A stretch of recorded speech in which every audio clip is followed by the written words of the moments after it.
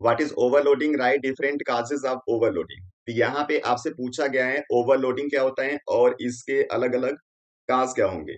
In any domestic circuit when so many electric appliances of the high power rating are connected with the same circuit, then on the same time the circuit drawn large amount of electric current beyond its capacity, this condition is called overloading। यानी किसी भी electric circuit के अंदर जब so many appliances को आप एक साथ कनेक्ट कर देते हो तो वहां पे जो उसकी रेटिंग होती है उस रेटिंग से ज्यादा वो करंट को ड्रॉन करने लगता है, उसी कंडीशन को ओवरलोडिंग कहते हैं। अब किसी सर्किट में अगर करंट यहाँ पे उसकी कैपेसिटी से ज्यादा फ्लो करता है तो उस कंडीशन में एमसीबी ब्रेक होगा, या फिर फ्यूज आपने लगाया होगा तो उसका वायर मेल्ट हो जाता है और वहां पे जो सर्किट होता है उसमें करंट का फ्लो रुक जाता है। लेकिन अगर आपने प्रॉपर फ्यूज या एमसीबी नहीं लगाया होगा तो उस कंडीशन में ज्यादा करंट ड्रॉन होने की वजह से वहां पे हीटिंग जनरेट होगी, और हीटिंग जनरेट होती है तो वहां पे फिर जो बर्निंग होता है उसका चांस बनता है। और बहुत सारे केसेस में ऐसा होता है कि जो सर्किट है उसके अंदर यहाँ पे आग लग जाती है।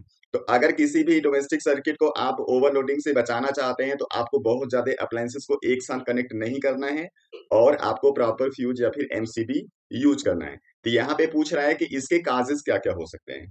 तो एक काज तो इसका होता है कि एक्सीडेंटल, अगर यहाँ पे जो वोल्टेज सप्लाई हो रहा है वो किसी वजह से बढ़ जाए।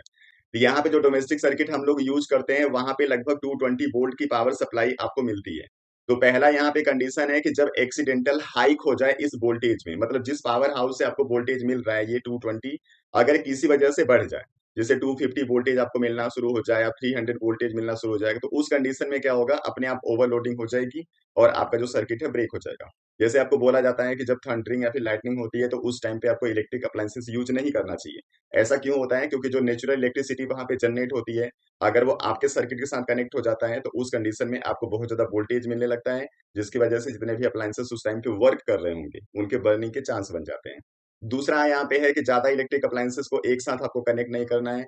अगर ज्यादा इलेक्ट्रिक अप्लायंसेस आप एक साथ कनेक्ट करके और उसको रन कराते हो तो उस टाइम पे ज्यादा करंट वो ड्रा करता है, जिस वजह से वहां पे आपको ओवरलोडिंग का प्रॉब्लम होता है। इसके अलावा क्या होता है कि अगर किसी वजह से लाइव वायर और न्यूट्रल वायर एक दूसरे से कनेक्ट हो जाते हैं, इसको शॉर्ट सर्किटिंग बोलते हैं, तो उस टाइम पे भी यहाँ पे जो करंट का फ्लो है उस पर्टिकुलर टाइम पे बहुत ज्यादा बढ़ जाता है, जिसकी वजह से ओवरलोडिंग का चांस बनता है। इसलिए आप कभी भी लाइव वायर और न्यूट्रल वायर को कनेक्ट नहीं करोगे या फिर एक्सीडेंटली उनको कनेक्ट होने से रोकते हो। तो ये पूरा कॉन्सेप्ट हो गया ओवरलोडिंग का। नेक्स्ट वीडियो में फिर आएंगे किसी दूसरे प्रॉब्लम के साथ। तब तक पढ़ते रहिए, अपना ख्याल रखिए। Thank you.